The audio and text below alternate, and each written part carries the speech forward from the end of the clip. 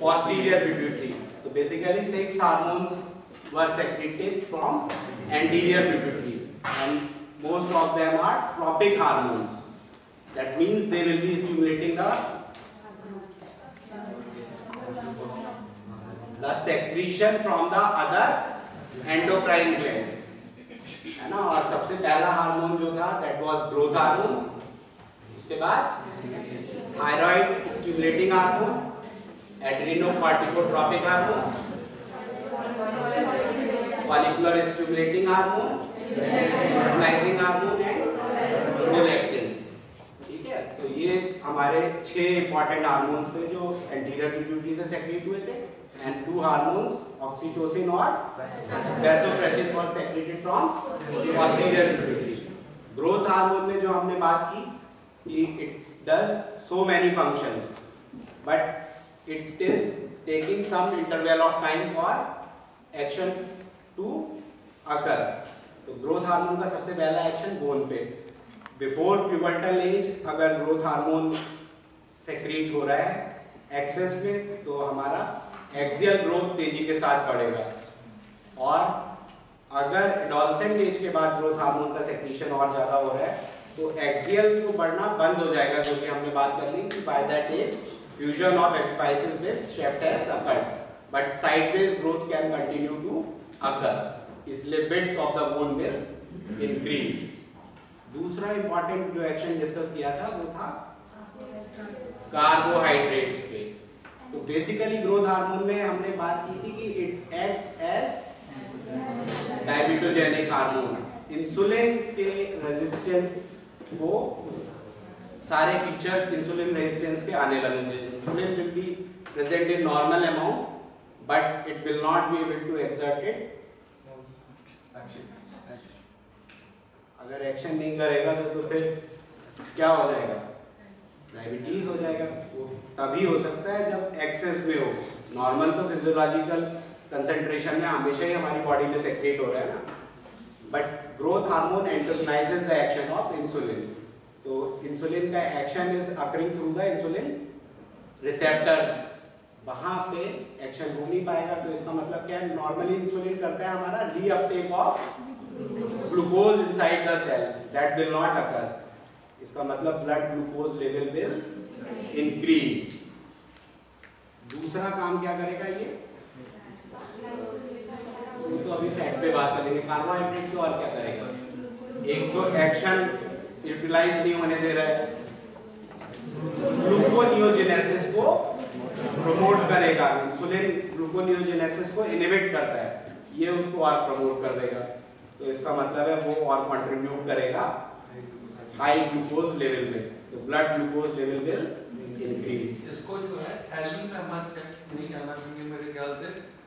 इसमें ये करो कि इंसुलिन के अगेंस्ट है, बस अब आगे चलो, है ना। ग्रोथ हार्मोन इंसुलिन के अगेंस्ट में काम है। जिसने इंसुलिन को फिर समझा वो समझ जाएगा कि इंसुलिन के अगेंस्ट होने में क्या होगा। तीसरा मतलब वो पिट्यूटरी के बाद में पैंक्रियास बढ़ाया जाएगा, इंसुलिन अभी बढ़ाया ही नहीं गया, इसलिए थोड़ा सा एलिमिनेट करना पड़ता है। इंसुलिन जब तक कि कोर बात न समझ में आए इंसुलिन के बारे में, और वो इंसुलिन के बारे में कोर बात ये कि ग्लूकोज को सेल के अंदर ले जाके जला देता है बस, और अगर नहीं जला पाएगा तो ब्लड का ग्लूकोज बढ़ जाएगा, और जलने के लिए कुछ और चाहिए, तो फैट जलने लगेगा, प्रोटीन जलने लगेगी। बात समझे? तो टोटल कोर एक्शन इंसुलिन का खाली इतना है कि ग्लूकोज को सेल के अंदर पहुंचा के जलाने में मदद करता है। अगर एनर्जी तो चाहिए ही चाहिए, ग्लूकोज नहीं जल पाएगा तो प्रोटीन जलेगी और फैट जलेगी। तो ये कोर बात इतनी है। और ग्रोथ हार्मोन क्या करेगा, इंसुलिन को विरोध करेगा, इंसुलिन को अंदर जाने से रोकेगा सेल के, इंसुलिन रिसेप्टर्स को कम कर देगा, इंसुलिन रेजिस्टेंस बढ़ा देगा। बस ठीक, आगे ठीक है। तो फैट पे क्या रोल बताया था, lipolysis, it will promote the lipolysis. अगर लिसिस नहीं होगी तो जलेगा कैसे? पहले लिसिस होगी फिर ब्लड में मूव करेगा, फिर लिवर में मूव करेगा तब जलेगा ना। कहाँ पे जलेगा क्रेब्स साइकिल में? एसिटोएसिडिक एसिड बनाएगा, वहां पे जलेगा। ठीक है, यही इंपॉर्टेंट फंक्शन है। It will release the free fatty acids और फिर free fatty acids will be preferentially used for source of energy. और अगर फ्री फैटी एसिड्स यूज होंगे तो क्या होगा? There will be formation of ketones, तो कीटो एसिडोसिस को भी प्रमोट कर देगा। और तीसरा हमने एक्शन इंपॉर्टेंट बात की थी प्रोटीन्स पे। प्रोटीन्स पे एनाबॉलिक एक्शन है, क्योंकि ग्रोथ को प्रमोट करने के लिए ऐसा हो ही नहीं सकता कि प्रोटीन का एनाबॉलिज्म ना हो। Without protein formation, new protein formation, growth can not be supported. तो यहाँ पे बस एक बार एक इम्पोर्टेंट बात है समझना कि यहाँ पे जो एनाबॉलिज्म हो रहा है, जो फॉर्मेशन हो रहा है, उसमें सेल मल्टीप्लिकेशन सपोर्ट हो रहा है या सेल प्रोटीन सिंथेसिस सपोर्ट हो रही है? दोनों नहीं हो रही है। सेल की ग्रोथ का मतलब मल्टीप्लिकेशन, साइज में इंक्रीज। दो चीजें तो ग्रोथ होगी ना, या तो सेल की साइज इंक्रीज हो जाए या सेल का नंबर इंक्रीज हो जाए। तो यहाँ पे सेल की मल्टीप्लिकेशन सपोर्ट हो रही है। जैसे कि जो मल्टीप्लिकेशन फंक्शन बायोकेमिस्ट्री में पढ़ाया ना, एक डीएनए का मल्टीप्लिकेशन फंक्शन है और एक डीएनए का आरएनए सिंथेसिस। आरएनए सिंथेसिस जो है वो प्रोटीन सिंथेसिस और फंक्शन से रिलेटेड है, और मल्टीप्लिकेशन फंक्शन ग्रोथ से रिलेटेड है। तो कैसे एनाबॉलिक? मल्टीप्लिकेशन फंक्शन बढ़ा। ठीक है, कई बार ग्रोथ हार्मोन की प्लास्टिक एनीमिया इन चीजों में भी दिया जाता है, उसके डेरिवेटिव दिए जाते हैं। समझ गए? बस एक और बात ये पे हम लोग एम्फेसाइज कर लें कि ग्रोथ हार्मोन एक तरफ तो इंसुलिन का रेजिस्टेंस कर रहा है, but it has been well documented कि अगर ग्रोथ हार्मोन नॉर्मल कंसंट्रेशन में अवेलेबल है और इंसुलिन डेफिशिएंट है, then proper growth can not occur.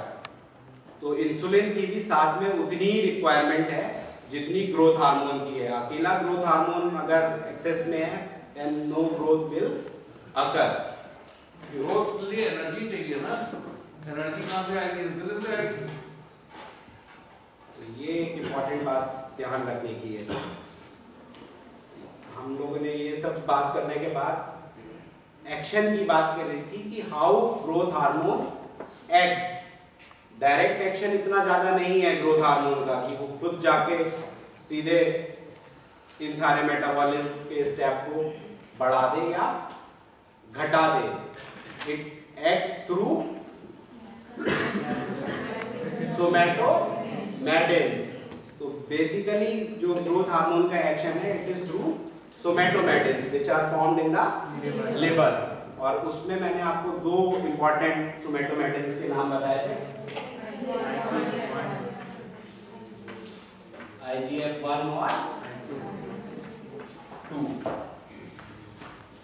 IGF-1 insulin like growth factor, नाम ही है इनका इंसुलिन लाइक ग्रोथ फैक्टर। इसका मतलब है insulin is very very important for growth and these are formed in the liver.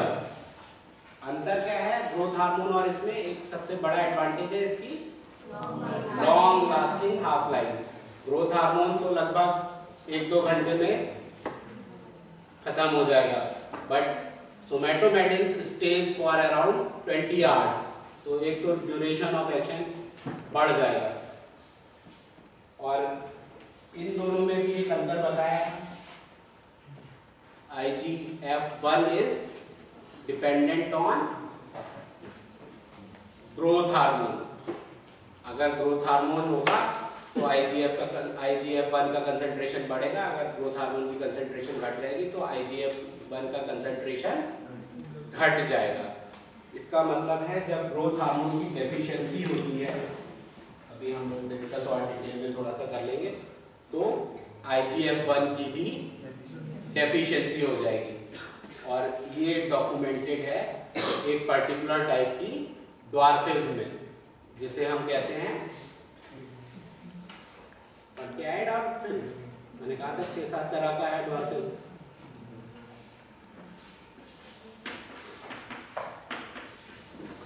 African पिग्मीज में या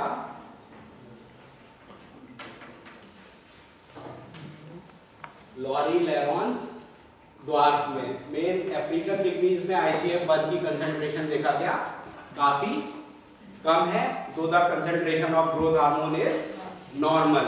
वहीं से ये एक इंपॉर्टेंट एविडेंस आया कि इफ IGF या सोमेटोमेटिन्स नहीं होंगे तो ग्रोथ प्रॉपर नहीं होगी, डिस्पाइट द फैक्ट कि growth hormone is present in normal concentration.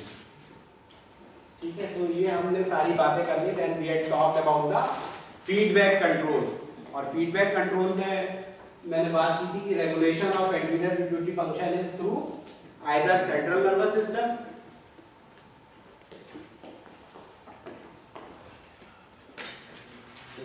it is central nervous system which provides the primary drive for secretion of various hormones, and it is also getting its support from the hormones which are produced in peripheral target glands.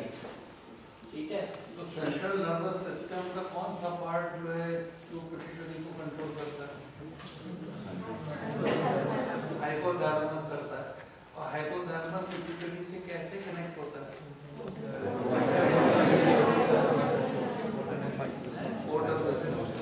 Hypothalamus को pituitary axis से भी connect होता है, neural also, but also blood vessel. तो partial hormonal and neural दोनों तरह से pituitary hypothalamus से कनेक्टेड है, उससे ही सेंट्रल नर्वस सिस्टम से प्राइमरीली कंट्रोल रहता है। बॉस के बिना कुछ भी नहीं। ठीक है, यहाँ पे हम लोगों ने एक चीज और डिस्कस की थी कि अगर ये एक्सेस को काट दे तो पिट्यूटरी के सेक्रीशंस पे क्या फर्क पड़ेगा? एक कोई बोलो बेटा से, हाँ, सारे प्रोलैक्टिन को छोड़ के बाकी सारे हार्मोन्स का सेक्रीशन कम हो जाएगा, प्रोलैक्टिन का बढ़ जाएगा, क्योंकि हाइपोथैलेमस से जो प्रोलैक्टिन के लिए आ रहा है वो इनहिबिटरी कंट्रोल आ रहा है। तो बस ये बात एक इंपॉर्टेंट ध्यान रखना कि prolactin inhibitory hormone is secreted from the hypothalamus. अगर ये एक्सेस कट गई तो बाकी सारों का कंसंट्रेशन कम होगा, प्रोलैक्टिन का कंसंट्रेशन बढ़ जाएगा। इस पेज में खाली एक क्वेश्चन और है कि इसके में दो पार्ट्स हैं ना पिट्यूटरी के, एक यहाँ से तो सोमैटोट्रोपिक निकला जो डायरेक्टली एक्ट करता है, ग्रोथ हार्मोन जिसको कहते हैं, और एक और हार्मोन निकलता है जो डायरेक्टली एक्ट करता है, उसकी पिट्यूटरी सीधा जाता है नोट्रोपिक।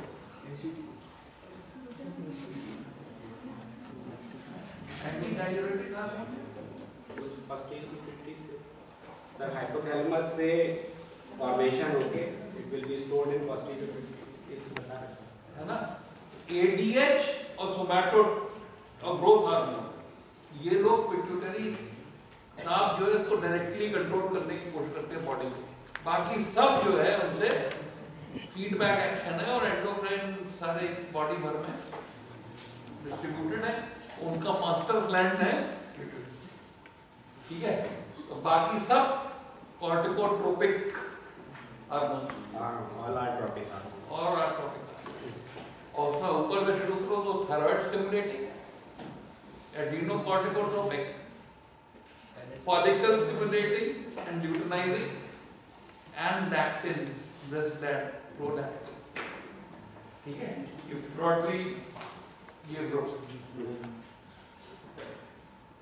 फीडबैक में भी हम लोग बात कर ही चुके थे ना, it acts by 3 kind of loops. एक तो हाइपोथैलेमस ने स्टिमुलेट किया पिट्यूटरी को, पिट्यूटरी से these tropic hormones are secreted which will stimulate the target gland to increase their secretions, और target gland से जो secretions निकलेंगी they will cause negative feedback in either pituitary or in hypothalamus, है ना। तो दोनों लूप हो सकते हैं, या तो टारगेट ग्लैंड जाके सीधे हाइपोथैलेमस को इनहिबिट कर देगा।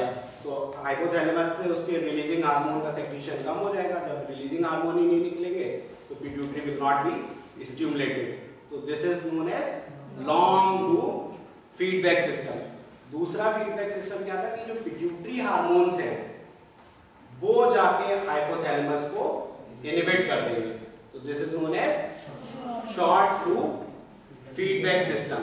एक ultra short loop feedback system भी होता है कि पिट्यूटरी से जो निकले उन्होंने खुद पिट्यूटरी को ही इनहिबिट कर दिया।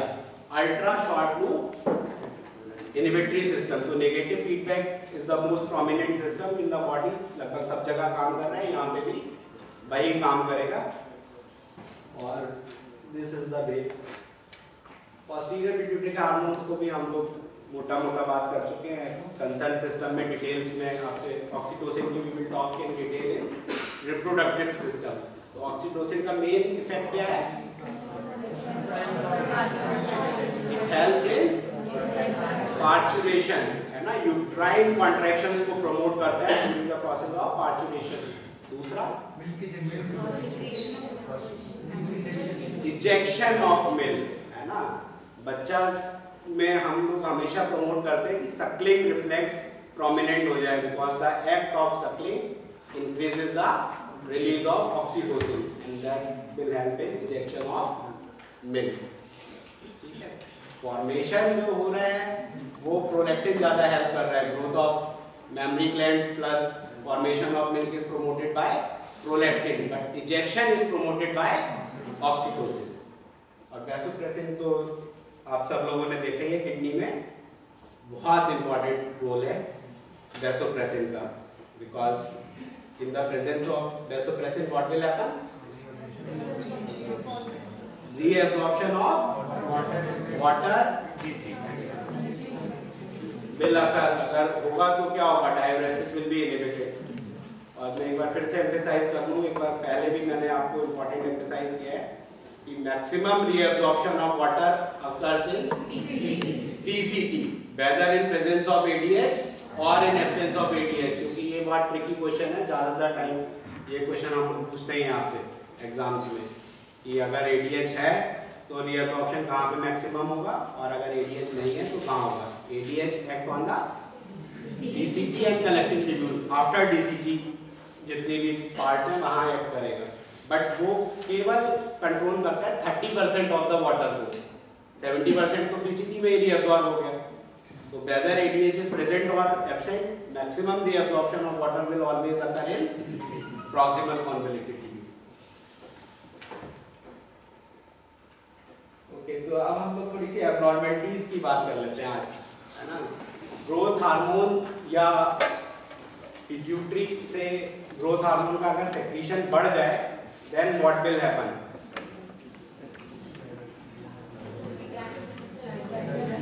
Gigantism will occur if growth hormone secretion is increased before puberty। तो क्या फीचर्स मिलेंगे gigantism में?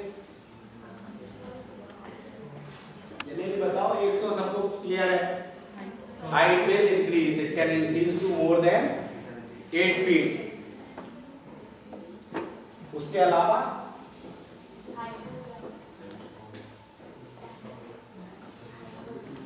हाँ जी बोलो,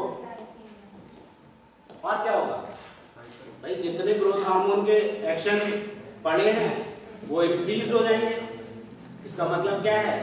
gigantic individuals will be much more prone for diabetes mellitus. और लगभग ऑलमोस्ट विद एज अगर वो सरवाइव करते हैं then they all will develop frank diabetes mellitus. क्योंकि ग्रोथ हार्मोन का एक्सेस क्यों हो रहा होगा? either due to some tumor of the pituitary gland। Initially तो वो ग्रोथ हार्मोन का सेक्रेशन बढ़ा रहा है, बट अगर उसका साइज एनलार्ज हुआ, आपने टाइमली इंटरवीन नहीं किया, उस ट्यूमर को रिमूव नहीं किया, that it will destroy the pituitary itself. तो pan hypopituitarism will always follow the जाइजेंटिज्म।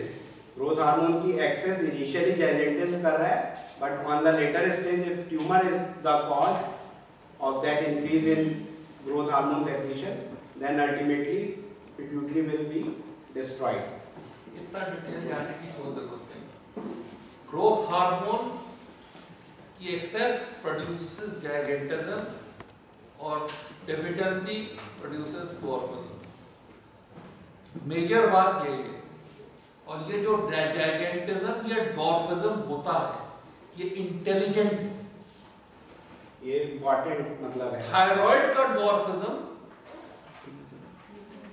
Retarded है, पिट्यूटरी का डॉर्फिज्म इंटेलिजेंट है, और किसी बोन प्रॉब्लम का डॉर्फिज्म एसिमेट्रिकल है ना। जैसे कि एकॉन्ड्रोप्लेजिया है, उसका डॉर्फिज्म जो है एसिमेट्रिकल है। अगर सिमेट्रिकल है, अगर डॉर्फिज्म सिमेट्रिकल है तो ये पिट्यूटरी का है या थायराइड का है? अगर पिट्यूटरी का और थायराइड का है, अगर इंटेलिजेंट है तो पिट्यूटरी का है, अगर नॉन इंटेलिजेंट है तो थायराइड का है। थायराइड में स्किन जो है तुम्हारी रफ हो जाएगी, सेक्सुअल फंक्शन रिटार्डेड हो जाएंगे, मैक्रोग्लॉसिया हो जाएगा, पॉट बेली हो जाएगी, हेपेटोस्प्लीनोमेगाली हो जाएगी, हाइपोगोनाडिज्म हो जाएगा, वो सब हाइपोथायराइड, क्रेटिन प्रोड्यूस हो जाएगा। ठीक है। मेन तो मतलब एक्सरसाइज करने की बात ये की है, बहुत पूछा जाएगा तो सर ने फीचर डिफरेंशिएट किया है, क्योंकि डॉर्फिन की अगर बात आई तो आपसे पहला आपने बता दिया डॉर्फिन क्या है, ग्रोथ हार्मोन की डेफिशिएंसी जहां बताओगे तो अगला सवाल यही आना है कि और किस किस की डेफिशिएंसी में डॉर्फिन हो सकता है। तो पहला आंसर आपका यही आना चाहिए, थायराइड की डेफिशिएंसी में, और उसमें डिफरेंशिएट कैसे करोगे। तो सबसे important differentiating feature is mental retardation. तुम्हारे सामने डॉर्फ खड़ा है, समझे, और अब अप्रोच डॉर्फ को करना, पिट्यूटरी को नहीं करना। पिट्यूटरी सब अंदर है उसके दिमाग के। डॉर्फ को कैसे अप्रोच करोगे? Intelligent not intelligent, symmetrical not symmetrical, ऐसे अप्रोच। ठीक है। सबसे पहला मतलब पॉइंट देखो कि ज्यादातर ग्रोथ इज सिमेट्रिकल और नॉट। अगर बॉडी का सिमेट्रिकल प्रोपोर्शनेट ग्रोथ हो रहा है then there can be only two condition, either there will be growth hormone deficiency और थायराइड डेफिशिएंसी, और दूसरा इंपॉर्टेंट। और कभी-कभी अगर प्रोग्रेसिव है कभी, तो फिर जेनेटिक सोचने लगो, गार्गोइलिज्म, हंटर सिंड्रोम, ये सब सोचने लगो, है ना। अगर सेक्सुअल तुम्हें डिस्टर्बेंसेस साथ साथ दिख रहे हैं तो ट्राइसोमी, टर्नर सिंड्रोम, वो सब सोचने लगो, समझे। तो डॉर्फिज्म ब्रॉडली अगर पिट्यूटरी का है, इंटेलिजेंट और सिमेट्रिकल, इतना बस, इंटेलिजेंट सिमेट्रिकल पिट्यूटरी। इनडायरेक्टली आपसे अगर क्वेश्चन पूछे कोई कि सर्कस में कौन से डॉर्फ काम करते हैं, तो those are all pituitary dwarf, बाकी डॉर्फ काम नहीं करते। और एक ऑन्ड्रोप्लेजिंग दूसरा डॉर्फ ऐसा है जो बहुत इंटेलिजेंट होता है, पर वो एसिमेट्रिकल होता है, आइदर पिट्यूटरी और एक ऑन्ड्रोप्लेजिंग। ठीक है। एक्सेस के दूसरे एक हम एब्नॉर्मलिटी के और फीचर्स पहले देख लेते हैं। एक्रोमेगैली के बस फीचर्स और जॉट डाउन कर लेते हैं। एक तो क्या हुआ, एक्सियल ग्रोथ तो अब हो नहीं रहा, फटाफट बोला करो, फटाफट साइडवेज ग्रोथ है। तुम चुप हो जाओ, तुम बताओ जल्दी एक्रोमेगैली पिक्चर स्टेप कैसे बनाऊं, एमसीक्यू का जवाब दीजिए, एक्रोमेगैली जवाब दीजिए, बोलो जल्दी बताओ क्या क्या। टॉल टावर स्कल और protruded jaw, high arch palate, lax joints, scoliosis. बोलो भाई, और कुछ में जितना भी और ग्रोथ है वो बढ़ा देना है। Soft tissue growth will continue to occur, bony growth sideways continue to occur. तो क्या होगा, jaw will be protruded, prognathism, important sign. दूसरा क्या, जब ये सॉफ्ट टिश्यूज में कह रहा हूं तो enlargement of tongue will occur, enlargement of other organs will also occur. ठीक है, तो आपको क्या मिलेगा, तो सब फीचर्स बताए गए, बहुत कॉमन है क्योंकि आपसे पिक्चर दिखा के जब भी हम लोग कभी क्विज वगैरह करते हैं तो एक एक्रोमेगाली के सबसे ज्यादा प्रोबेबिलिटी है। पहली बात पिक्चर देख लो, देखो एक इंग्लिश लैंग्वेज जो है वो एक पिक्चर को डिस्क्राइब कर रही है। अगर तुमने पिक्चर पहचान ली तो फीचर अपने आप याद हो जाएंगे, समझे? अगर हम कहें कि अच्छा एक्रोमेगाली, तो वो एक्रोमेगाली की पिक्चर हमारे दिमाग में बसनी चाहिए, उसके बाद डिस्क्राइब तो करते ही चले जाए, है ना? कहीं है पिक्चर वही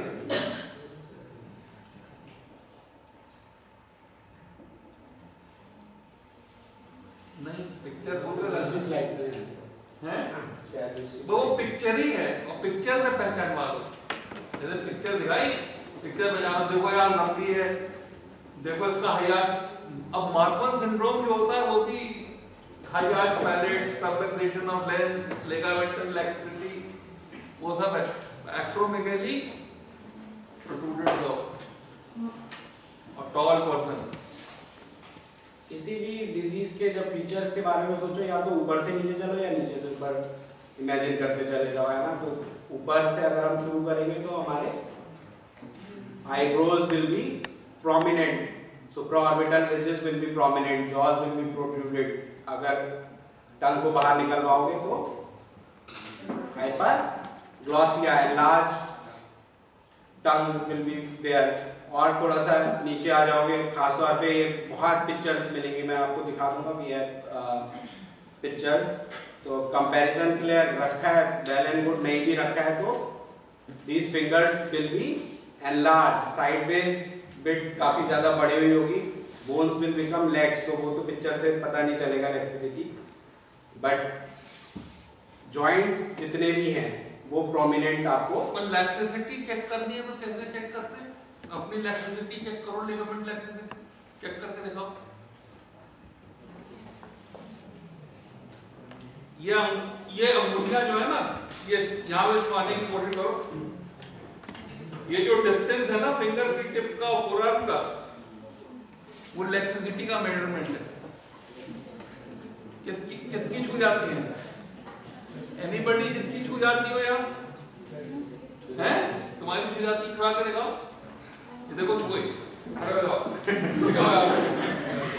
ये लाइव एग्जांपल यहाँ पे दिखाओ, यहाँ पे खड़े होके इनको दिखाओ लैक्सिसिटी का। ये देखो ये क्या के ये छू गई, छू गई ना?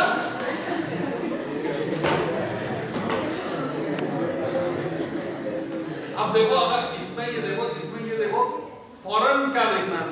अगर इसकी लिगामेंटल लैक्सिटी है तो दूसरी चीज की ये देखनी है क्या क्या इसका हाइयार्च पैलेट है? ये क्लिनिशियन की एक अप्रोच होगी, फिर वो देखेगा कि सबलक्सेशन ऑफ लेंस तो नहीं, ब्राइट लिगामेंट लैक्सिसिटी के सारे जो फीचर्स हैं वो सब देखने लगेंगे और फिर पूछेंगे भाई फैमिली हिस्ट्री तो नहीं, एलर्स डैनलॉस सिंड्रोम, है ना? वो तुम्हारे मार्फन, वो सब जो है समझ में आने लगेगा। ऐसे क्लिनिकल अप्रोच ऐसे होते हैं, ठीक है? एक ये लिगामेंट लैक्सिसिटी देखने का तरीका। तो these are important features which will be present, और एकदम typical we will show you pictures। देख के ही एक्रोमेगाली को एटलीस्ट पिक्चर देखते ही दिमाग में फर्स्ट स्ट्राइक करना चाहिए। पिक्चर देख के पहचानना सीखो। अब थोड़ी सी हम लोग डेफिशिएंसी की बात कर लेंगे कि हमने डिस्कस तो कर ही लिया डॉर्फिन, केवल इन्यूमरेट हम 2-4 और कंडीशंस को कर लेते हैं। तो सबसे पहला cause of dwarfism is deficiency of growth hormone, second cause is deficiency of thyroid hormone, cretinism, then third cause achondroplasia. नहीं मेजर सब चीज बता दूंगा। चौथा हंटर्स कह दो तो टर्म बन गया, है ना? Gargoylism, Hunter's, Hurler's and Hunter, Hurler syndrome, Hunter syndrome, तो बिल्कुल एमबीबीएस क्या एमडी हो गए। हम लोग केवल सर इनोग्रेट करवाते हैं, बाकी डिटेल नहीं। तो एक कंट्रोप्लेजिया और एक अभी आप लोगों को बताया था, और IGF-1 की डेफिशिएंसी हो जाए तो अफ्रीकन पिगमीज या लॉरी लेरॉन्स तो उन दोनों में ही इंसुलिन मतलब ग्रोथ हार्मोन के receptors are deficient. Growth hormone is in normal level, क्योंकि आपसे इनडायरेक्टली हम लोग अगर पूछेंगे तो यही पूछेंगे, ऐसी कंडीशंस हो सकती है जब ग्रोथ हार्मोन नॉर्मल हो। ये फिजियोलॉजिस्ट का प्रिज्म लगा हुआ है, ये फिजियोलॉजिस्ट है, उनको इंसुलिन दिख रही है, ठीक है, ये फिजियोलॉजिस्ट का प्रिज्म है। अभी जेनेटिस्ट वाला आता तो कहता रहेगा हंटर तो होता है तो वो सब ठीक है, पर जो फिजिशियन होता है ना उसके बारे में एक रूल है, if you diagnose common things you will be commonly correct and you will commonly pass, if you diagnose rare things कहीं अफ्रीका चले जाओ भाई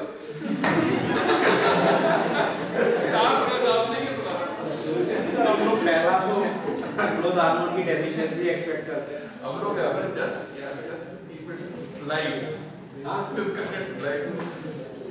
and one last rare cause is अगर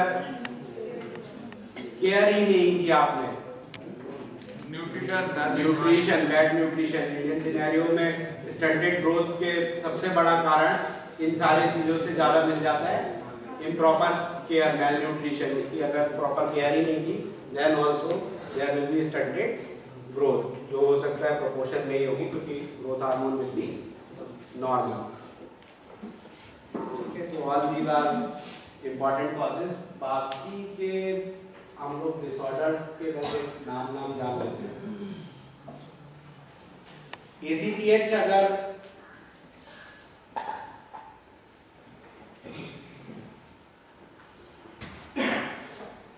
कॉर्टिकोट्रोपिन हार्मोन का अगर हाइपोसेक्रीशन हो जाए तो दो it is very very rare, तो it causes failure of cortisol secretion. थोड़ा सा फिर it is not rare, it is extremely common and especially much more common now. The reason is that if you give external steroids in asthma, ACTH will go down and remain down. तो जब जितना cortisol withdrawal होता है ना, it causes huge amount of chronic and acute ACTH deficiency. आजकल सबका pollution है, सबको एस्थमा है, सब इनहेलर दे रहे हैं, सब स्टेरॉइड दे रहे हैं, तो एपिडेमिक होगी ACTH लो होने की। इसलिए आपका सस्पिशन इंडेक्स ACTH के लिए बहुत हाई होना चाहिए। और जब ACTH सारा लो होता है तो क्या होता है, कॉर्टिसोल लो होता है। जब कॉर्टिसोल लो होता है तो पिगमेंटेशन होता है, और पिगमेंटेशन और बहुत इंपॉर्टेंट बात है कि एलर्जी होती है, जो आपका रिस्पांस टू एलर्जी है वो घट जाता है। हम लोग बार-बार डर्मेटाइटिस, एस्थमा सब बढ़ जाएगा। तो एस्थमा का क्योर करने चले थे, कॉर्टिसोन दिया बाहर से, ACTH कम हो गया, एड्रिनल सप्रेस हो गया, अब कॉर्टिसोन से वो रिमूव नहीं कर पा रहे। इसको कहते हैं डिपेंडेंस। और इसीलिए मतलब हमेशा ही सिखाया जाता है कि स्टेरॉइड्स का बहुत जुडिशियस यूज इज रिक्वायर्ड। हालांकि नेगेटिव फीडबैक तो बाकी सब चीजों पे भी काम करेगा, अगर आप बाहर से दो, चाहे बॉडी में एक्सेस सेक्रीशन हो, एक नेगेटिव। जनरल प्रिंसिपल याद रखो, जनरल प्रिंसिपल ये है कि चाहे हाइपर चाहे हाइपो, थायराइड का चाहे एड्रीनल का, फॉलिकल स्टिमुलेटिंग वगैरह से कोई फर्क पड़ता नहीं है, चाहे टेस्टोस्टेरोन का, ये सब हाइपर चाहे hypo, either it is pituitary or the target gland. If it is pituitary, then the ACTH will increase, and if it is the peripheral gland, then ACTH will decrease. बात समझ में आ गई? Feedback mechanism से अगर decrease हो गया इसका मतलब पेरिफेरल ग्लैंड है। अगर फीडबैक मैकेनिज्म नहीं है तो यही वाला बदमाशी कर रहा है, इसका मतलब पिट्यूटरी। ACTH बढ़ गया या ACTH घट गया, इससे पता लग जाएगा कि पैथोलॉजी पिट्यूटरी में है या एड्रिनल में। और पिट्यूटरी में कुछ भी घपला है, उसका जो डायग्नोस करने का तरीका ये है कि पिट्यूटरी कहाँ होता है, स्फीनॉइड में। स्फीनॉइड में होता है ना, डायफ्रैगमा डायफ्रैगमा सेला दर्शिका which is a डॉर्सल सेली सेला, युगम स्फीनॉइडल, युगम स्फीनॉइडल के बाद सेला टर्सिका डॉर्सल सेली, उसी में तो है ना पिट्यूटरी, ऊपर डायफ्रैगमा सेली लगा हुआ। तो जहां पिट्यूटरी का ट्यूमर हुआ सेला टर्सिका बढ़ा, सेला टर्सिका की साइज बढ़ सकती है।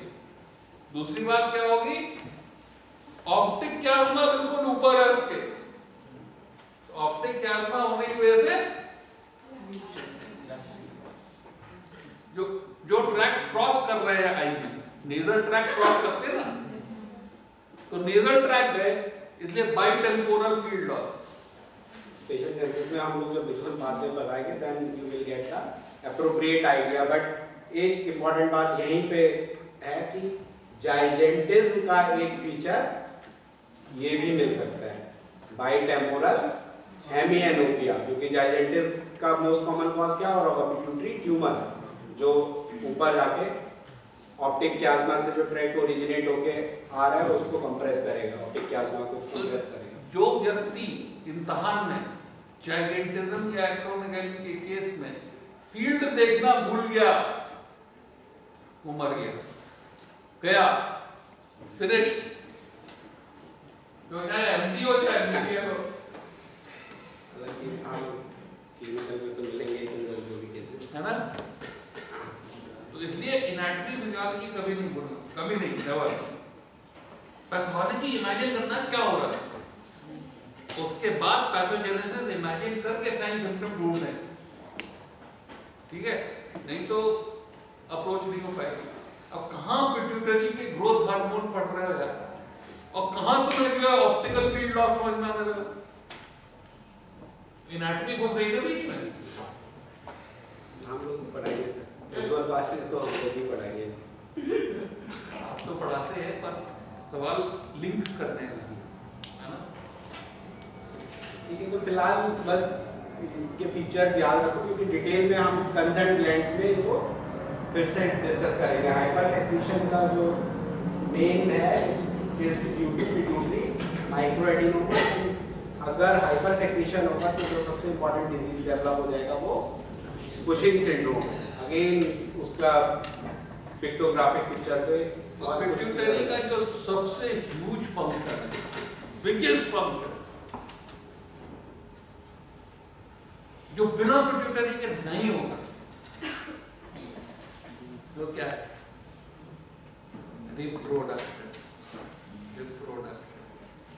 रिप्रोडक्टिव फंक्शन करीब करीब पूरा का पूरा पिट्यूटरी पे डिपेंडेंट। और ये रिप्रोडक्शन जो है, ऐसा क्यों नहीं हुआ कि कोई सेक्सी नहीं होता है, जैसे अमीबा डिवाइड करता है वैसे हम सब लोग डिवाइड करते चले जाते हैं, साथ ही मियोसिस की क्या जरूरत पड़ती है, ये बताओ, वाई मेल एंड फीमेल? दुनिया बनाने वाले काहे तूने दुनिया बनाई, क्या लेक्चर कर दिया भाई, did the nature go wrong?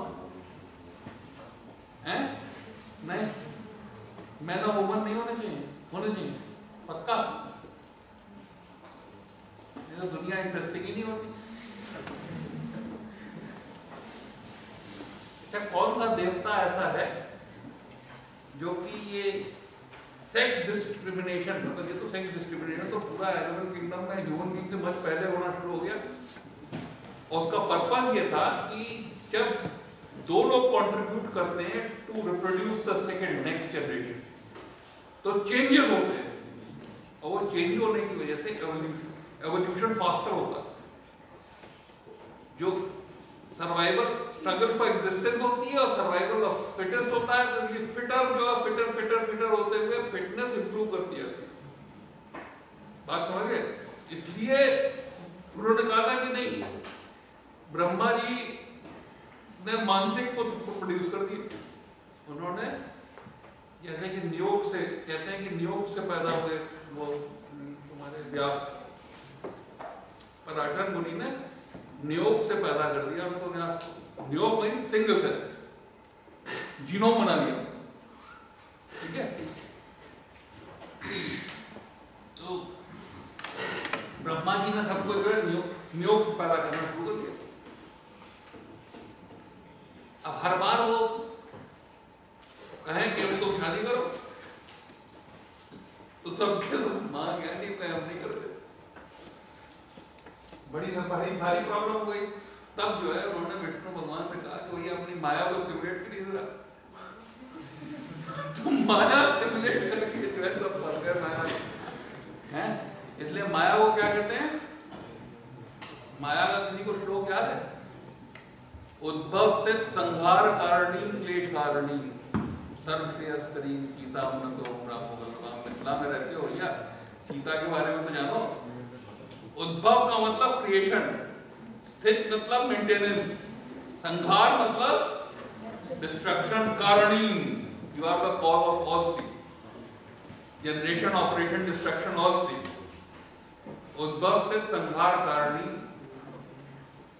बड़ी dangerous. Rakut Vilas Jas Le Hoi Ram. What I am saying is not antagonistic to woman. Please.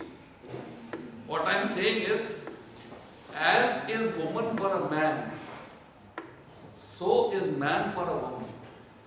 बात समझ गए? Equal है। वो भी उतना ही डेंजरस है तुम्हारे लिए जितना तुम उनके लिए डेंजरस है। I am talking of sexual reproduction. Okay?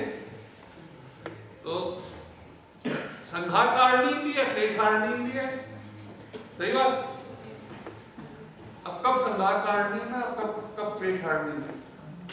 तुमने किसी ने दुर्गा सप्तशती पढ़ी होगी, तो उसमें कहते हैं सर्व मंगल मांगल्ये शिवे सर्वार्थ साधके शरण्ये त्र्यंबके गौरी नारायणी नमोस्तुते। कहते नहीं कहते हैं? शिवा, अन्नपूर्णा, पालन करता, क्लेश कारिणी, दुख हरता।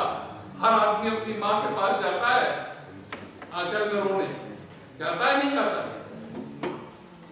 और उसके बाद ही कहते सर्वस्वरूपा, नहीं सर्व स्वरूपे सर्वेशे सर्वशक्ति समन्विते भयभयस्त्राय नो देवी दुर्गे देव नमस्तुते। उसके बाद जो है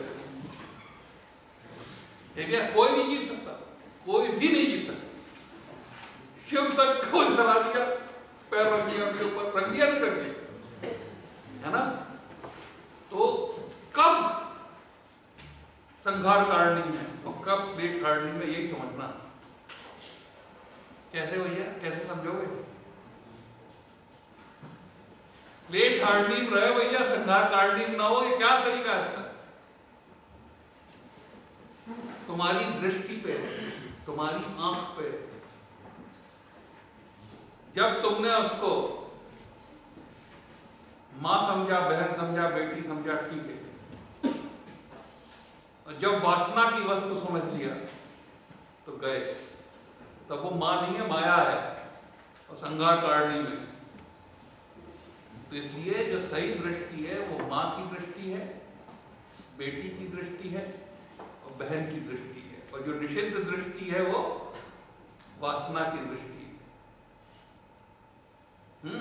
और वासना थी नहीं, आफत कट गई, है ना? ब्रह्मा जी को कहना पड़ा माया से, भगवान से कि भैया माया स्टिमुलेट करिए, नहीं तो ये तो सब कोई उद्भव हो ही नहीं पा रहा है, सृष्टि चल ही नहीं पाएगी। तो वासना जो परमिटेड है वो संतान उत्पत्ति के लिए है। जब पत्नी से भी वासना अधिक हो जाती है तो लड़का पराया हो जाएगा, घर स्वर्ग हो जाएगा और घर वाले स्वर्गवासी हो जाएंगे। इसलिए वासना पर नियंत्रण बहुत आवश्यक है। क्यों भाई, ये भी तो हाथों में रेट्रोग्रेड है।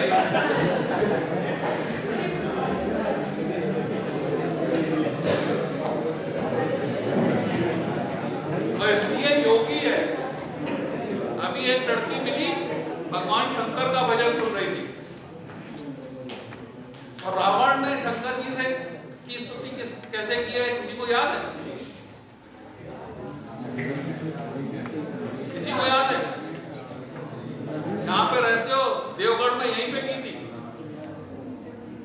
शिव तांडव स्रोत, रावण ने बोला था, किसी को याद है?